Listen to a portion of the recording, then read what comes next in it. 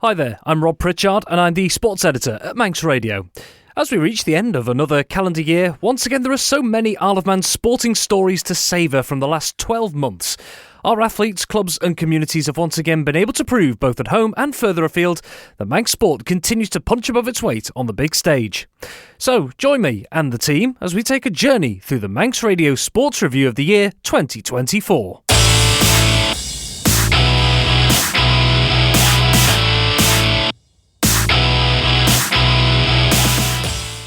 Starting off the year, and despite some iffy results on the pitch, things were looking up for FC Isle of Man. As its chairman stated, the club was now in a good position after some serious concerns for its financial status just months ago. I don't think we'd be on the board continuing into another season if we weren't. But yeah, we are not an organisation that makes a penny. In fact, to the contrary, we lose money. As long as there is some support in the form of an underwrite, then we'll carry on. I think in an ideal, there may be a benefactor that comes forward that can support us. And when we're talking about stability, that's what came the way of Manx pro cyclist Lizzie Holden, as it was confirmed she'd signed a new deal for 2024 with Women's World Tour side UAE Team ADQ for the latest campaign.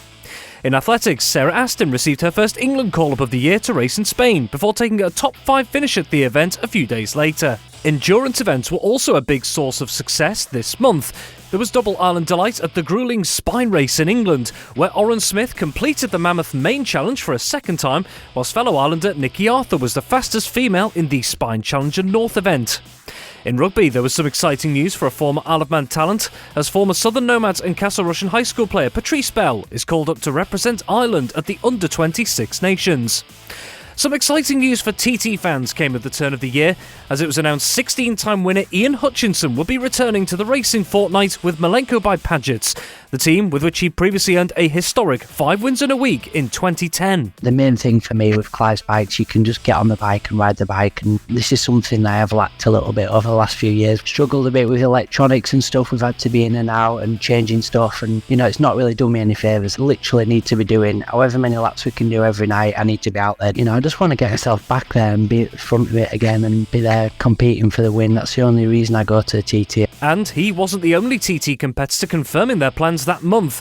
It also saw the announcement of new teams for James Hillier and Dominic Herbertson, who would join WTF, We're the Future, and Burrows Engineering RK Racing, respectively. The plan for next year is pretty much what the plan for this year was until we had a lay down at the Northwest 200. We want to go back and try and do well, or try and aim to win the British Supersport Championship. That was the plan this year. And then obviously with the Northwest 200 and the Isle of Man TT, and we're going to have all the bikes for both of them. So we'll be back to running the Aprilia, the Fireblade Superbike and Superstock bike, and then whichever 600 we end up picking or using for that job. So yeah, everything's pretty much getting wheels in motion. That there was popular figure Lee Johnston, who unveiled his plans in January to return to the TT and racing as a whole during the year, having spent time out following a serious crash at last year's Northwest 200 in 2023, in which he suffered life-threatening injuries.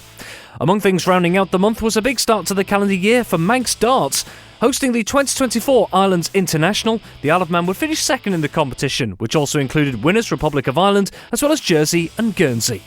Meanwhile, February marked the start of an important new chapter in the career of Manx amputee footballer Sean Jackson.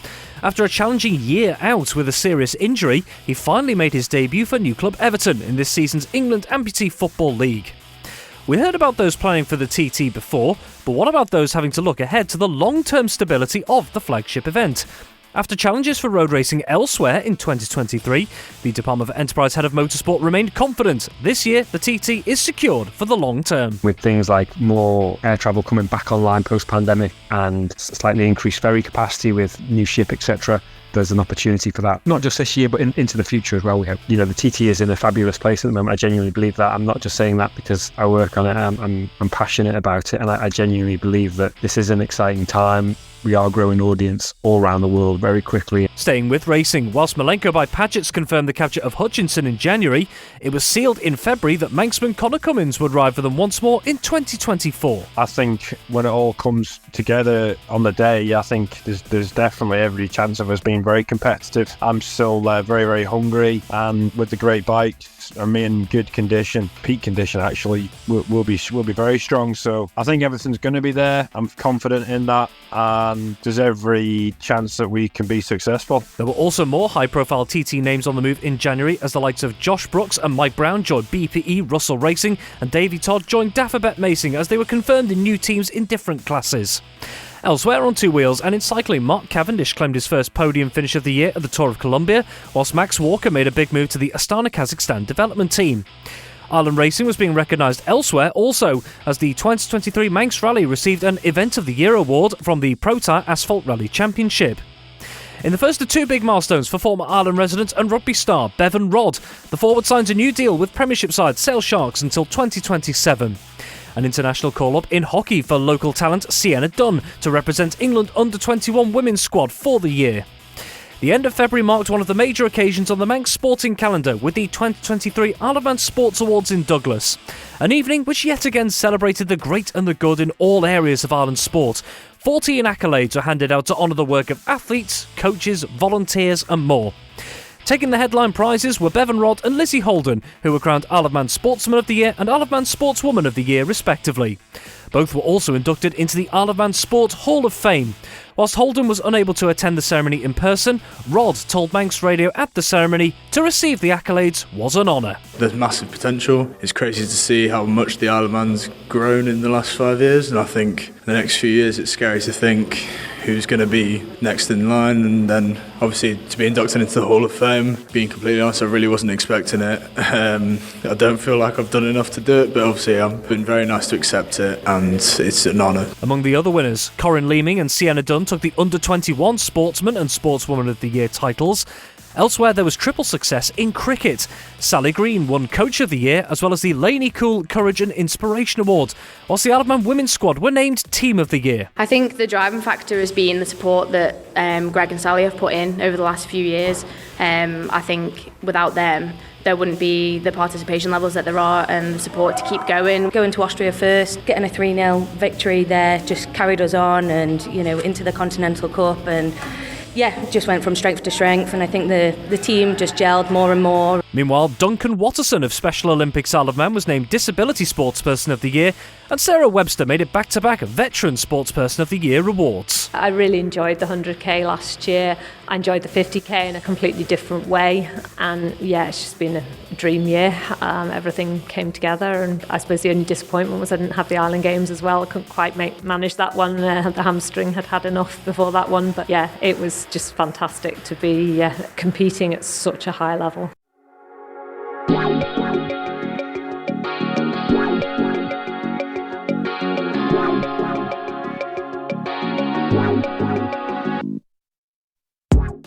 Into March, and having announced plans for the year 2 months previous, a setback for TT star Lee Johnston, who breaks his leg during a testing session in Spain. Later in the same week, a pivotal occasion for women and girls football on the island, as a showcase takes place in Douglas to encourage more to get involved in the sport. Among those in attendance was women's footballing royalty Natasha Dowie, the former Liverpool player and now LFC Women Ambassador. If you were to ask me now what do I miss the most, I'd probably actually say being with the girls, being in the changing room, that social side of things. That's what I miss more than anything, actually. So I think that social side of things is you'll make friends for life. I've made friends from all around the world, having played in 6 different countries, and I think that is the most special thing, is the journey that you can share with certain people. So absolutely, I think that probably is the most important thing. There was also footballing news elsewhere a day later, as FC Isle of Man star Dean Pinnington completes a high-profile move to NWCFL Premier Division title contenders Bury. Early March in football also saw Braddon crowned the latest champions of the Under-18s League. A big achievement came the way of the Isle of Man's next generation of netball competitors, as the island's Under-17s claim a silver medal at the Europe Netball Under-17 Championship and Challenge in Gibraltar. When it came to international competition, it was also an experience to remember for Crosby Cricket Club, who in March made their debut in the European Cricket League, going on to finish 5th in their group. The landmarks kept coming, with a first in Ireland rugby, this time with the first ever Cheshire competition final to be staged on the Isle of Man, as Ramsey beat Western Vikings to lift the Cheshire plate. On the 21st of March, boxer Jade Burton's pro career becomes a reality, as her pro licence is confirmed before she announces the date of her first pro showdown 6 days later. The first Manx hockey title of the 2024 men's and ladies season was also decided in March, as Vikings A were crowned Women's Premier League champions. Also enjoying title success was the Isle of Man 2 badminton team, who won their division in their latest Badminton England Senior County Championship campaign to secure a second straight promotion. There were also two more big pieces of news in athletics in the latter stages of the month. Sarah Webster achieved the phenomenal feat of defending her 100km Anglo-Celtic plate title in Scotland. There was also some sad news too, as it was confirmed a local athletics legend, Brenda Walker, had died at the age of 67. Webster was one of those who paid tribute to Brenda's sporting legacy. Complete inspiration, and her records are incredible, and only now are we starting to even get close to them. And obviously with Gemma Aston, Sarah Aston and Rachel breaking the shorter records, me just about managing to break her Vet 40 records occasionally, but utter respect to her. She's absolutely amazing and a total inspiration, and so sad to have lost her. A busy Easter weekend of football capped off the month with two titles decided in the space of 3 days. Douglas High School Old Boys defied the odds against high-flying Foxdale to win 3-1 and claim the GH Corlett Woods Cup on Good Friday. That was followed the day after by a pulsating ECAP FA Cup final, with Russian United and Ayr United level at 2-2 after extra time, before the Southerners went on to win the trophy on a penalty shootout.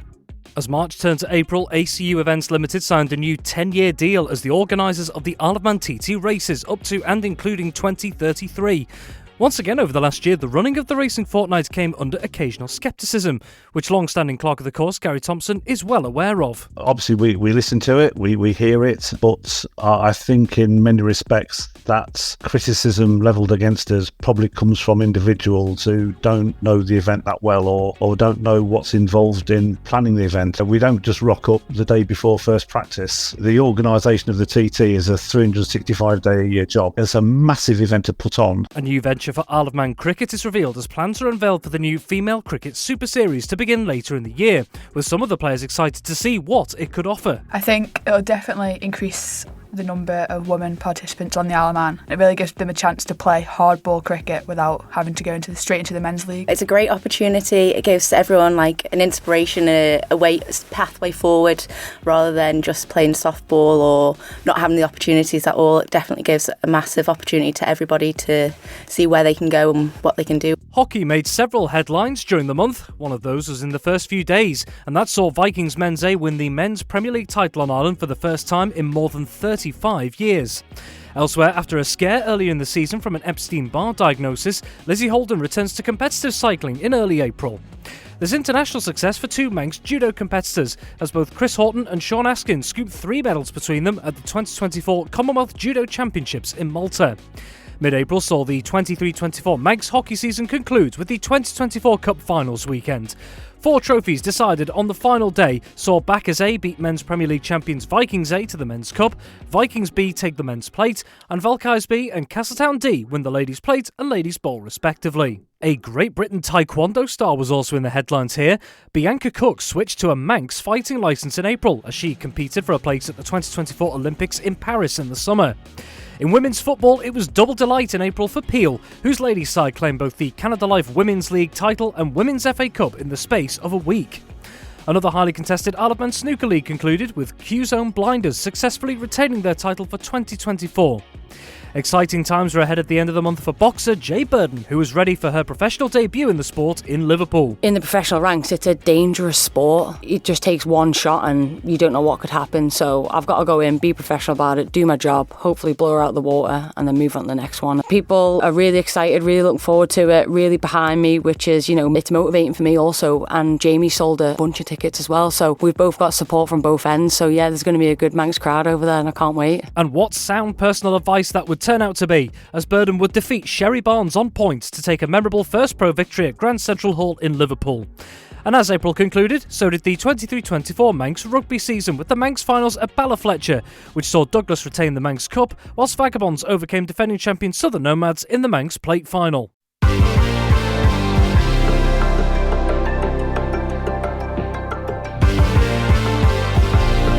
From April to May, and the opening weeks of the month saw the Isle of Man's football season come to its dramatic conclusion across both league and cup competitions. Ayr United are crowned 23-24 Men's Premier League champions for the second time in 3 years.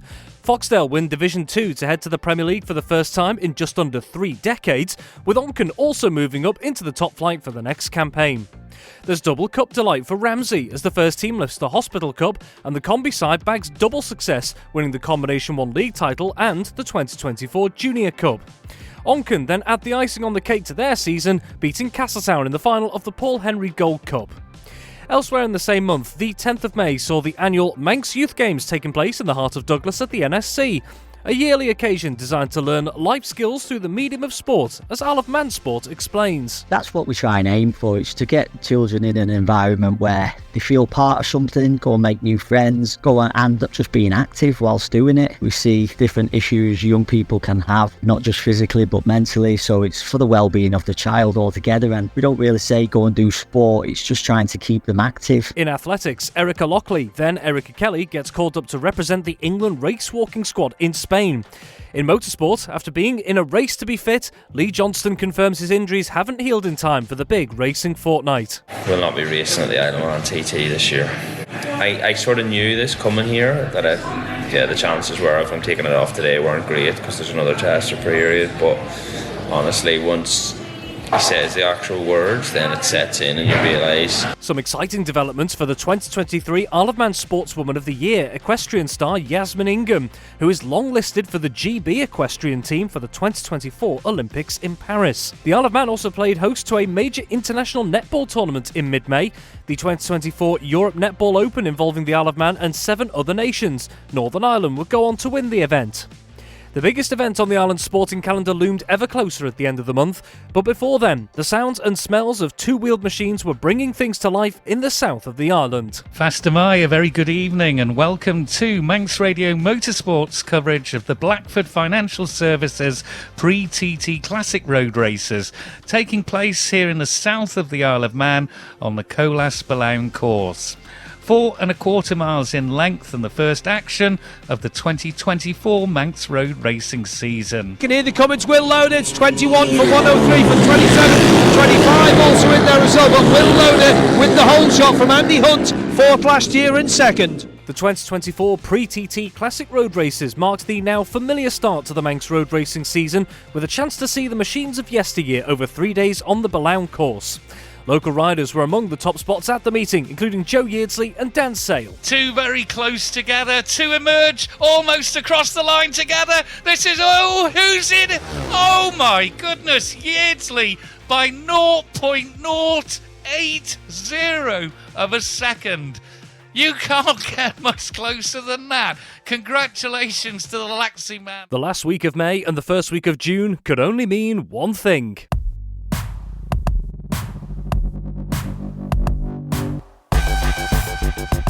TT24 is underway.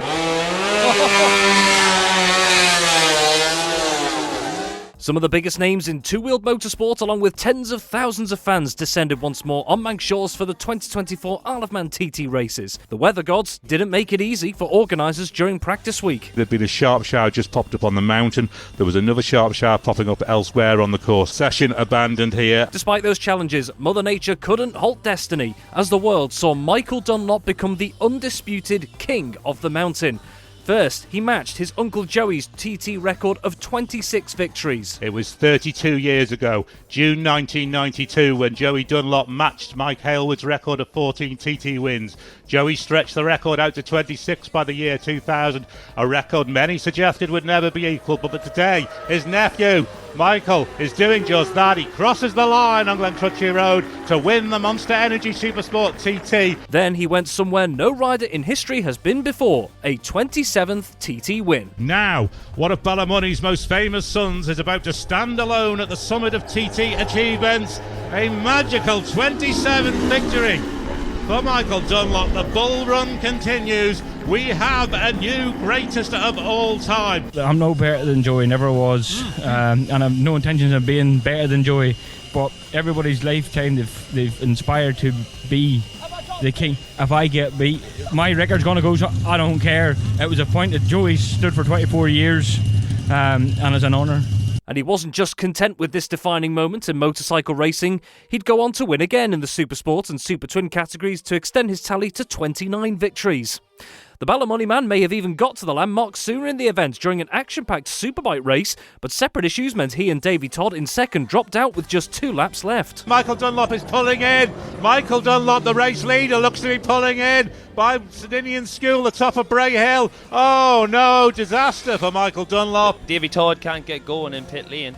Yeah, Davy Todd's having a bit of a push all the way down. It gets a bit slopey just about where he is now, so this leaderboard is going to be all over the place. That allowed Peter Hickman to swoop in at the last to snatch victory to take him on to 14 TT wins and level in the all-time standings with TT legend Mike Halewood. Hickman leads at Ramsey Hairpin. Hickman leads by 1.4 seconds. Another lead change. Here he comes, it will be. There we go, 14 times a TT winner now, Peter Hickman. The longer the race went on, the more I get into my rhythm, the more I get more comfortable, and even the little problems that we do have, I can ride around them, and that's long old race and endurance, that's what it's all about. It's not the first time Peter Hickman has enjoyed success, of course, but elsewhere, a rising star of the TT would taste success for the very first time in 2024 in the Superstock race. Davy Todd wins his first ever TT on the Milwaukee BMW in the RL360 Superstock TT Race 1. Todd wins by 2.2 seconds. This is a dream, like it feels unreal. I honestly can't find words right now, mate. I can't say any more, I'm over the moon.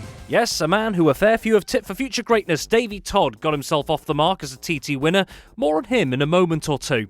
From 2 wheels to 3, it was a landmark year for sidecar racing, particularly if you're of an Isle of Man persuasion. 2 brothers from Derby would break a recent hoodoo to become the first Manx winners at the TT in any class in a decade. Here they are to win their first ever TT.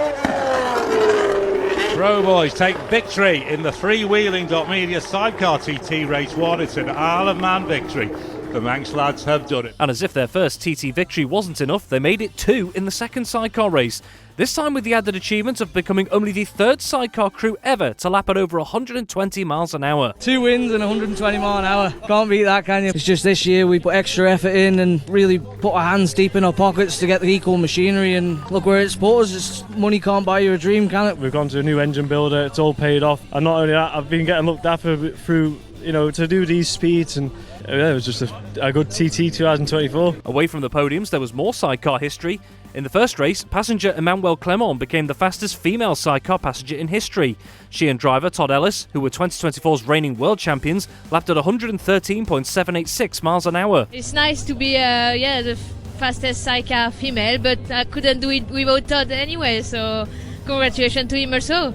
You can see people on the side of the road waving you and everything, but you need to stay focused, so nice sun, so just perfect. Away from the racing, there was a premature end to the event for Manxman Connor Cummins, who withdrew from the remainder of the meeting during race week. You ride on confidence, and unfortunately we arrived at a point in the road of this year's TT where that just wasn't there. I need to be racing, and I am already making plans and making a bit of headway, so I know what I'm capable of doing around here in the TT. I love racing motorbikes, so if I didn't, I wouldn't be stood here now on the grid feeling gutted that I'm not racing. The legacy of the Rutter family was also celebrated this year with a special parade and the renaming of the Glen Helen 1 corner in honour of Michael Rutter and father Tony Rutter, both 7-time TT winners. Michael told Manx Radio how special the occasion felt. Oh, it's just, phenomenal. I remember when they let me know we're going to name a corner after you and your dad, and I was like, wow, are you sure, because obviously what an honour that is, especially, for my dad, look at my dad's career and what he done and everything, and it's really emotional. The 2024 Isle of Man TT races then came to its epic conclusion with the iconic senior race. And on the biggest stage of them all on the mountain course, a sign of things to come perhaps. The rock star Davy Todd is on to Glencrutchery Road to claim victory in the senior Milwaukee Senior TT. Here he is. Nice big wheelie across the line. Fantastic. A second win of the week for Davy Todd, his breakthrough year at TT. That's something special right there, isn't it? Getting the first win earlier in the week in the Superstock race, but senior TT. After the races came to an end, the big motorsport news kept coming. Just days after things came to a close, it was confirmed 17-time TT winner and sidecar legend Dave Molyneux would be retiring from the sport. And it wasn't just motorsport making the headlines in June.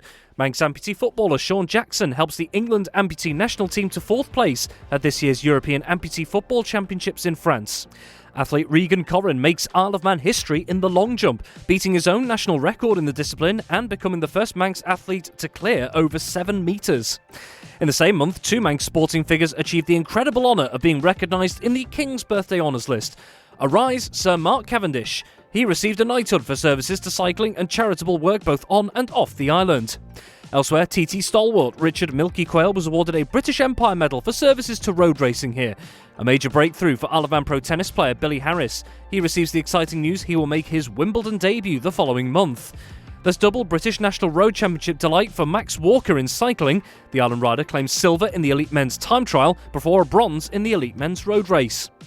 One of the island's biggest mass participation events of the year was held in June with the 2024 Parish Walk. It was a familiar face crossing the line in first, with Dean Morgan winning the men's and overall race for the 2nd year running. There is number 1, Dean Morgan, who wins the 2024 Parish Walk. Another extraordinary achievement over those 85 miles. It means so much. Times where I had that much of a lead, but it was still so hard to get there. Just a case of try and get home in the end. I didn't think I was going to get there sometimes, but I just had to keep pushing and pushing. And Yasmin Ingham books her place on one of the biggest stages of all. The Manx equestrian competitor is named as a GB squad reserve for the 2024 Olympics. A busy July on and off the island began with Manx tennis star Billy Harris making a dream a reality, as 2024 saw him enter the main draw of Wimbledon for the very first time. I think I've gradually just improved since the clay season. I felt like my game was getting stronger. Had a good couple of wins at the French Open, which gave me a bit of confidence coming onto the grass. Just gradually been improving. You could end up playing anyone in the top 100 in the world. It would be nice to obviously go out and play Andy Murray or Djokovic on one of the big courts, but I'll have to wait and see. The former Albany and Castletown player put in a spirited display on his main draw debut in a defeat to Jaume Munar of Spain. Elsewhere, the eyes of the world were on one man hoping, for one last time, to reach cycling immortality. Mark Cavendish just getting nudged off of Merku's wheel. He's on the left-hand side of the road, fighting through. Having been cruelly robbed of the chance to surpass Eddie Merckx' Tour de France stage win record last year due to injury, Mark Cavendish took his already glittering career to somewhere no one has been before. The 3rd of July 2024 saw the Manx missile make history to claim an unprecedented 35th Tour de France stage victory on Stage 5 of this year's event. Here is how that final kilometre to greatness unfolded. Mathieu van der Poel still got 2 riders now, 1 rider, and Van der Poel yet to pull the trigger. Abrahamsen on the front though, keeping the pace high. Cavendish still had Ackerman in front of him. Cavendish though, no service from Michael Merku today, as Arnaud Demar finds Cavendish on his wheel. Mathieu van der Poel yet to go, Philipsen on his wheel. Cavendish switches now to Jasper Philipsen's wheel. He's trying to get that wheel from Phil Bauhaus, and he takes it. Fernando Gaviria now trying to dislodge him. Now Mathieu van der Poel opens up. It's a little trek down the middle. Mathieu van der Poel can't do the lead out. Cavendish has to switch. It's Marin van den Berg, Brian Cockard, Pascal Ackerman. They sweep now. Couple of 100 metres to go. Ackerman into front. Cavendish alongside him. Cavendish switches to the left-hand side. Crash behind him. But Cavendish, it's done! It's done! The story is finally complete. Nobody does it better. No one has ever done it better. No one might ever do it better than Mark Cavendish. That was astonishing. Tributes began to flood in from all corners to celebrate this phenomenal achievement and pay homage to an already stellar career. More on Cavendish in a little bit. From pedal power to engine power, the 2-wheeled and 3-wheeled action was resuming on island in early July. Engage gear, mass start coming up, watching the lights, watch the lights. It's going to go cleanly, and it's a good start on the inside by number 17. Oh yes, Michael Dunlop, he takes the lead. Dean Harrison slots into 7, so it's 6 and 5 as they head to Ballincagan for the first time. Number 6, Michael Dunlop with that whole shot. The Southern 100 road races return to the Ballown course with action-packed racing, despite challenges which faced the schedule. Michael Dunlop, Davey Todd and Rob Hodson were among the solo winners this year, whilst it was Ben Birchall and Kevin Rousseau who claimed the Sidecar Championship crown. Elsewhere, it was an important month for Isle of Man golf as the 2024 Ireland Championships took place, with siblings Robert Noon and Emma Noon scooping the coveted men's and women's titles respectively. In athletics, Regan Korin just misses out on honours in his first outing at the European Athletics Under-18 Championships in Slovakia. Representing England, he finished 4th in the high jump contest. Ireland hockey star Sienna Dunn impresses yet again for England under-21s as she and the squad claim the bronze medal at the European Under-21 Hockey Championships in Spain. A change of scenery meanwhile for Ireland racer Conor Cummins as he returns to the Armoy Road Races supported by FHO Racing. And for the Isle of Man's only competitor at the 2024 Olympics, it was a memorable year. Yasmin Ingham and the GB equestrian team claimed gold in the eventing team event. Ingham was only a reserve rider for the squad and so didn't directly compete, but nevertheless, she told reporters there how special the victory for them was. It has been amazing to experience these games, especially with these guys. I'm just so proud of them, and to come out with the gold is just what we came here for, so it's just something to celebrate tonight. I'm so proud of them all. There was also further Manx success in cycling at the end of the month, as Ireland athlete Matthew Bostock and Ribble Rebellion win the team championship of the 2024 British Cycling National Circuit Series.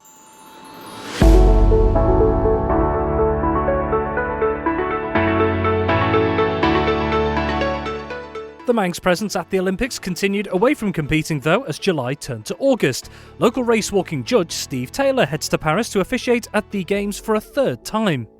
We've already heard of what the senior cycling competitors from the island can do. It was the junior riders who impressed at the start of August. Tommy Bass claimed silver at this year's European Junior Cycling Tour. In football, the Isle of Man women's team are confirmed as contenders in a brand new women's tournament, the Cherry Godfrey Cup, which saw them take on hosts Jersey as well as Guernsey and the Isle of Wight across 2 days of matches later in the month. We normally only get the opportunity to play at the Island Games, which is every other year, so to be able to break up that year where we have nothing, it's an amazing opportunity. The Isle of Man will make their mark as they went on to become winners of the inaugural event, beating hosts Jersey on penalties in the final.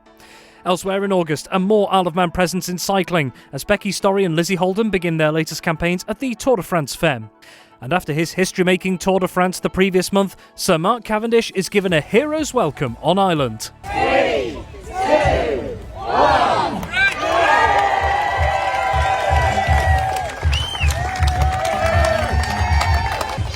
The Manx Missile is joined by scores of young cyclists on a lap of honour at the NSC, as plans are also unveiled to rename the raceway there in his honour. Sir Mark described the reception he received as incredibly humbling. The best thing was seeing the amount of kids on the bikes. I know every Tuesday dot, longer than before I was riding a bike, was down here with hundreds of kids every week. And to feel that, to see it still going like that, and to see the kids loving riding their bikes, ultimately that's why I do it.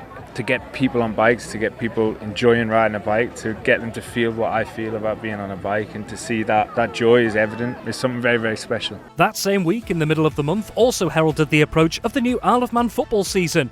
Ayr United and Russian United face off in the 2024 Eric Fletcher Charity Shield final, with the Northerners Ayr United striking late to scoop the silverware with a 2-1 win at the Bowl. And the Isle of Man women's cricket team impressed in Malta as they went on to win the 2024 Valletta Cup. And of course, late August saw the conclusion to the 2024 Manx road racing season.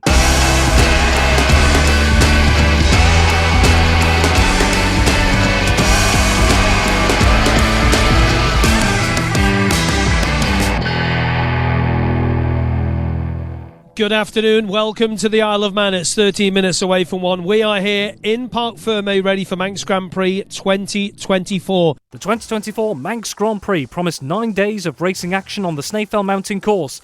However, one big nemesis threw everything into chaos. Qualifying has been cancelled because of the weather conditions. Gary Thompson is saying the session is cancelled. The clerk of the course, Gary Thompson, has confirmed that due to the current weather conditions and with further bad weather forecast for the remainder of the day, this afternoon and this evening's qualifying sessions are now cancelled. Damp patches everywhere.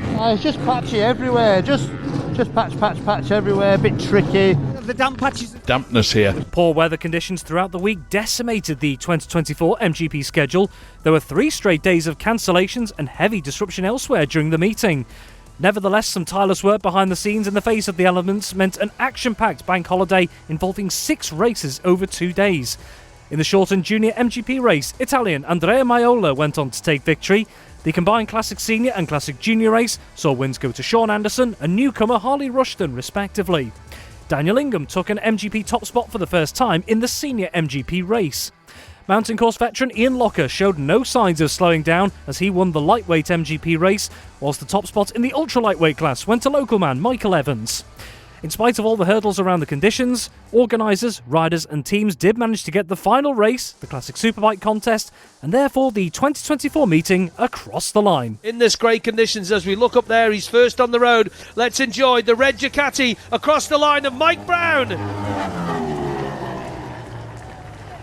Mike Brown crosses the line in the Classic Superbike. Not easy, Chris Palmer, but you know what? We did it, and some people got some great results. They did, and I just think really we need to praise the organisers and the people in the tower making the decisions. It's been a really tough call, a really tough week for everybody, and to get it in, shortened races, yes, but they are races, and great results. John McGuinness getting beaten by a tenth of a second, for instance, and just a good end to what's been a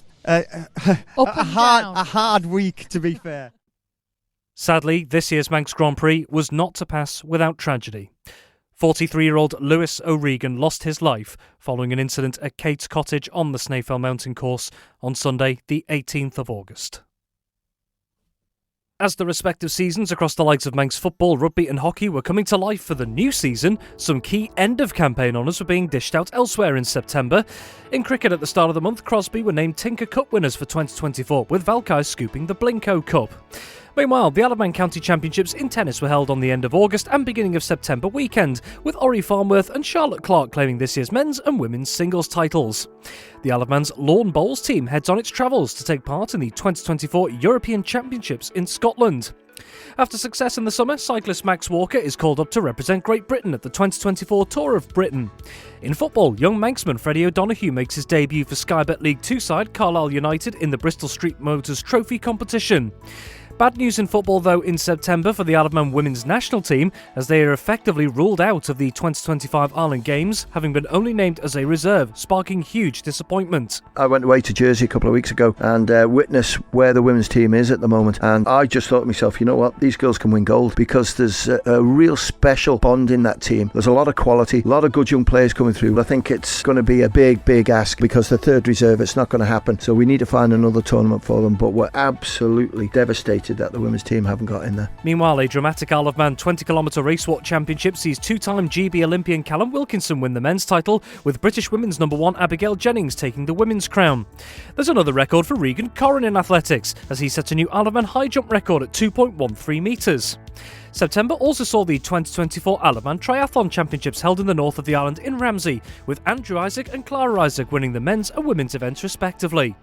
Isle of Man pro cyclist Tyler Hannay claims his first UCI stage win with victory on stage 6 of the Tour of Poyang Lake in China.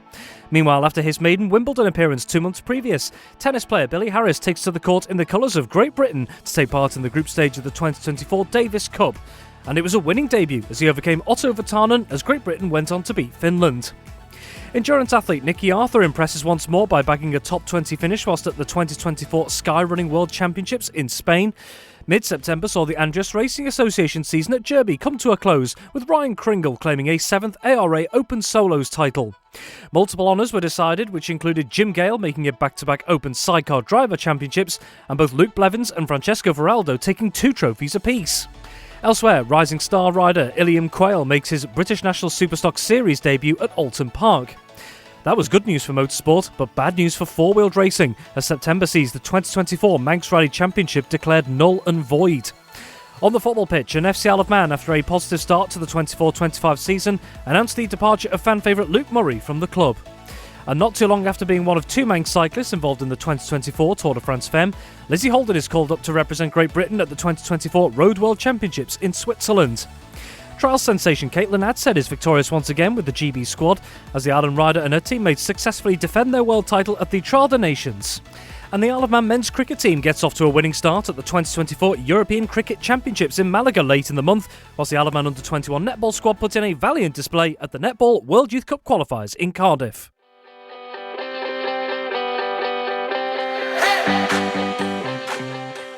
October began on a perfect note for Manx amputee footballer Sean Jackson, as he and Everton were crowned England Amputee Football League champions for 2024.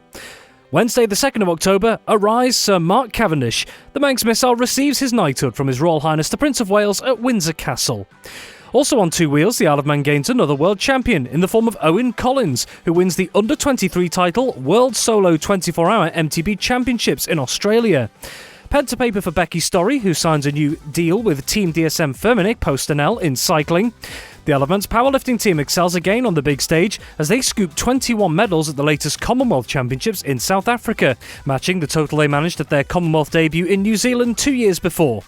Manx boxer Jamie Devine also returned to the ring. I know he's been around the block a few times, but I don't know too much about him. I've watched a few clips on YouTube. But yeah, he's experienced, strong. That's all I know really, mate. But yeah, whoever it is, I'm going to do the damage. I want to get the win, no matter what. Just trying to stay composed to start off with. Just work off my jab, look for openings, and then there will definitely be openings. So once I do get a sniff, mate, I'm going to be right on it. And he gets the job done, extending his unbeaten pro record to 5 victories with a points win over Lithuanian Simas Volosinas in Liverpool.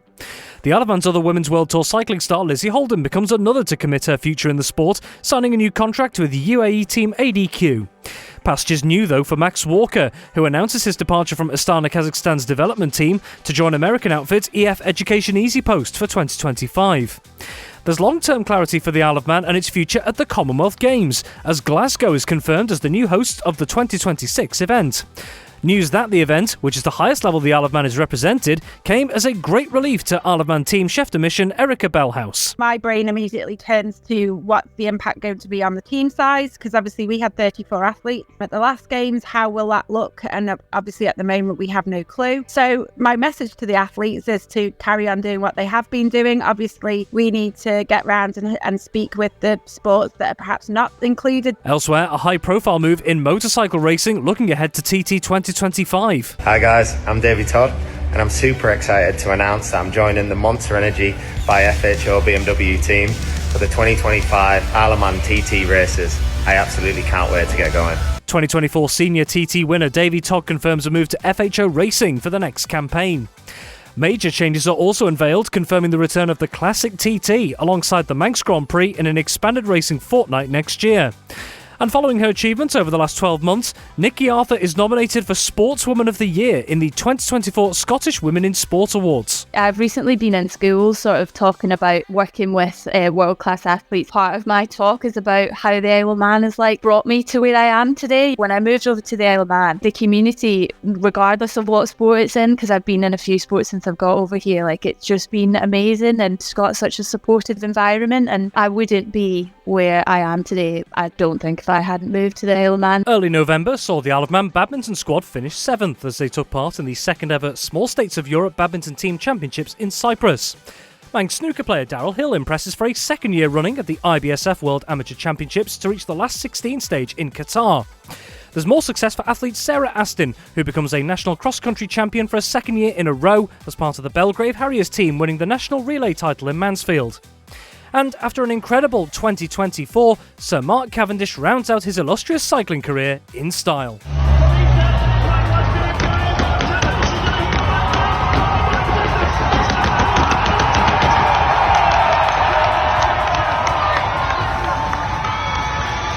In the final race of his career, the 39-year-old wins the Tour de France Prudential Singapore Criterium, a victorious way to bring down the curtain on his phenomenal cycling journey. Elsewhere, an incredible achievement for mixed martial artist Alana Pritchard. She wins gold at the IMMAF World Championships in Uzbekistan. On the island, I've been at Summit Grappling, training there on and off. But in terms of competition stuff, I think it was still easy enough to get to, but it's easier now that I'm in Liverpool and stuff like that. I'm going to be heading to Serbia, hopefully in February for the Europeans. Again, that's a big competition, IMAF. So yeah, that'll be the next big one for me. Former Island resident Harry Payne and teammate Kevin Rousseau are crowned 2024 World Sidecar Championship champions. Everyone digs in, it's a real effort. We're riding for a family team. They've still got that passion and drive as a team to sort of keep winning, and I'm just so happy that I've been able to give them a result. I'm just so happy it's all come together. You know, they really deserve it as much as we do, and we all put the work in together, and that's how it's come like this, yeah. Honda Racing UK announces their lineup for TT 2025, which again includes 23-time winner John McGuinness, along with TT star turned Ireland resident Dean Harrison. It's been a good year. It's been a little bit up and down at times, but all in all, I think there's been more positives than negatives. To have everything sort of done, sewed up now, it is great for me. It just means that I can have full focus. Sticking with motorsport, and local riders Michael Evans and Marcus Simpson are among those left disappointed on the other side of the world in November as the 2024 Macau Motorcycle Grand Prix is cancelled due to poor weather. In football, FC Isle of Man matched their club record win streak during the latest NWCFL Premier Division season that month, beating Burscough to register a 6th consecutive victory. Another Manx Pro cyclist pledges his future. Sam Brand pens a new deal at Team Nova Nordisk. November also marked the dramatic conclusion to the 2024 mixed hockey season on the Isle of Man, with several title battles going down to the final day. Backers A were crowned winners of the Mixed Premier League, with Castletown Southerners winning Mixed Division 1. Harlequins B managed a 100% win record to sweep to success in Mixed Division 2, whilst Castletown Cosney snatched the Mixed Division 3 crown at the last. There was further success for backers A, Castletown Southerners and Harlequins B, who also went on to secure the Mixed Cup, Mixed Plate and Mixed Bowl pieces of silverware respectively. We've heard of Matthew Rennie's exploits in boxing already, but his brother Sam Rennie has begun making waves in the pro scene in Australia. He claimed his second professional victory out there in late November. My brother's a big inspiration to me as well. I want to follow in his footsteps, but I think next year will be a good year for me, a busy year. I'm looking at getting 4 to 5 fights in Australia and Asia and a few other places, so that's something to look forward to. But yeah, like you said, the boxing's unforgiving sport, so you can't look too far ahead. You have to take it one fight at a time. Well, as 2025 beckons after that journey through some of the highlights of the calendar year, it's worth remembering so many things wouldn't happen without the work and commitment of our dedicated correspondents here. So what do they think the future holds over the next 12 months? First is our football correspondent Tony Mepham, who gives his view on the state of the local game right now. Probably a challenging year, but challenging in a nice way somewhere, because certainly senior football, one or two teams struggled once again in the sort of 23-24 season, and 24-25 we've had teams with only one team. So that's something that we work on, but it's very difficult because, as we've seen recently towards the end of 24, is where a club can be decimated, where a group of players leave. So that's what we're competing with. But women's football, we're working hard on women's football to try and increase the numbers. It's hard. There's new clubs come in with the new 7-a-side system, which has gone okay, but it does affect the 11-a-side Floodlit Cup. So the women's will keep working on that one. Masters is pretty strong, and also junior football just gets stronger and stronger because young children now are looking to find a sport that they like. Football's big to the eye, isn't it, on TV and everything, and they're all looking for that opportunity to sort of try and make it as a professional football and possibly just play 1 year and make enough money to run your rest of your life. So that's the way football is at the moment, but sponsorship wise we're in a good place, and we work tirelessly at the FA to make it as strong as we can. On a flip side of that as well, and it's something that has come up quite a bit over the last couple of years, is recruitment of officials into Manx football as well. There's been a couple of drives over the last couple of years, and it's been described a little bit from some areas as a real challenge at times. Where do you think we stand with that in the local game? We're still looking for officials. We're still finding it very hard. I think clubs, players have got to take responsibility because, if they keep challenging the officials on a Saturday or whenever on a Wednesday night and upsetting them, then they're not going to continue in the game. That's the big problem. But it's the age band is where we really struggle. When you've got an 80-year-old like Peter Lewis who's refereeing out there and still very, very well as well, then it's hard. We've got 70-year-olds there, 60-year-olds. We've got one or two sort of younger ones coming in now, and it's quite interesting. Recently, in the last few weeks, we've been talking about getting this referees academy going again. So start at like 16, 17 years of age, get them in, and hopefully they'll stay in the game. But it's like everything else. It's finding time to do it, Rob. We all know that sports people give as much time as they can to training and playing on Saturdays, but officials do the same as well. They're lucky. They get a little bit of money for doing that as well, and it's something that is going to be a challenge for us again in 2025, but we'll try our hardest to try and increase the numbers, and at the moment it's probably about on par as where we were last year. Irons in the fire then for football. Elsewhere, it's also been an eventful year for rugby on the island. But our rugby correspondent Dave Christian thinks there are still a number of challenges facing the sport going forward. I can't give you any answer that really says positive. Yes, we've got Douglas Vagabonds and Vagabonds ladies playing in the English Club Championship League system. But outside of that, it's not been very good at all. Douglas finished respectable mid-table. They've continued on that vein. Vagabonds didn't finish particularly well at the end of the 23-24 season and have found themselves pitched in really against teams that are much stronger than them. Vagabonds ladies went down a division. They look like they might be bouncing back up a bit early on to tell just yet. But the domestic structure is pretty much disintegrated here in the Isle of Man. Castletown are essentially no more. Western Vikings, I think, have managed to play twice so far in the 24-25 season, and that's kind of left Ramsey and Southern Nomads with very little to do. The last time we've seen a domestic fixture played in the Isle of Man, notwithstanding anything that's been called off because of weather, was back in early November, I think. So it's not been good at all. Clearly, Ramsey and Southern Nomads will have to do something to keep themselves playing rugby. They've got the County Cup competitions, Ramsey in the Cheshire Vars, Southern Nomads the Cheshire Bowl, so it's not been very good at all. And that's a point that's not lost on the RFU either. The Isle of Man Rugby Development Officer, Chris Hatton, is working very hard to try and find some sort of interim solution.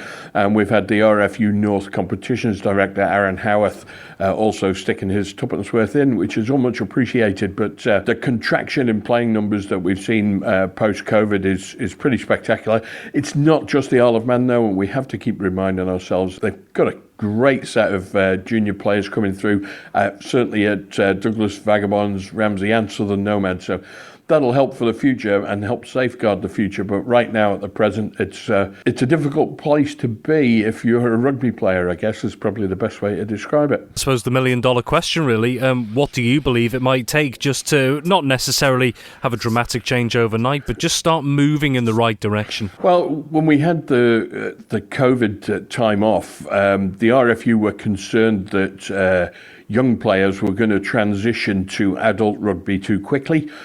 So they put a little moratorium on youngsters coming through. And remember, in England, at least, the game was suspended pretty much fully for about 18 months. So that moratorium has created almost like a little dip in the wave. We've had older players starting to hang their boots up with no youngsters coming through to replace them. And so grit your teeth, grin and bear it. And of course, our regular coverage throughout the season on the busy Isle of Man hockey campaigns.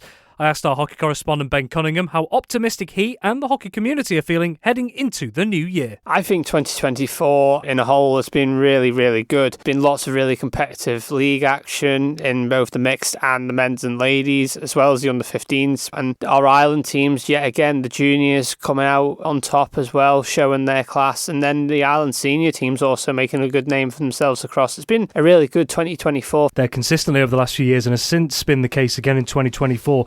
There are a lot of different teams across a lot of different leagues and the differing age groups as well. How important is that, do you think, year on year, in terms of getting people involved in Manx hockey, whether it's youngsters trying it out for the first time or people of an older age maybe looking to try something new? I think it's brilliant because by getting new players in, it makes more teams, which means we can get more leagues going. And it's great to see such competitive leagues going this year.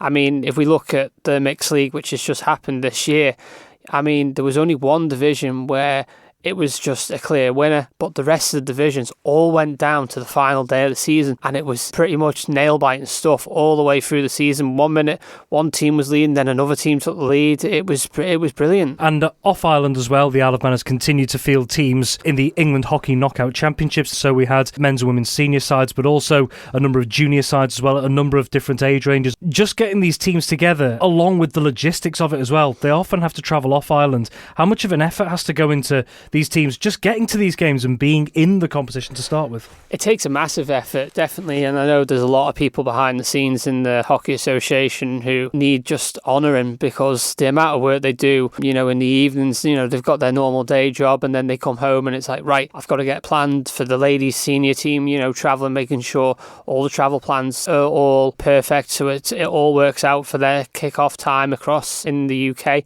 It's a lot to do, and there's so many people in the Hockey Association that need such credit for doing such jobs. And again, it's great to see this year we've managed to get 2 senior men's and 2 senior ladies, which just shows that the support is there. And that's it. Our adventure through the last year and some parting thoughts heading into another 12 months full of promise.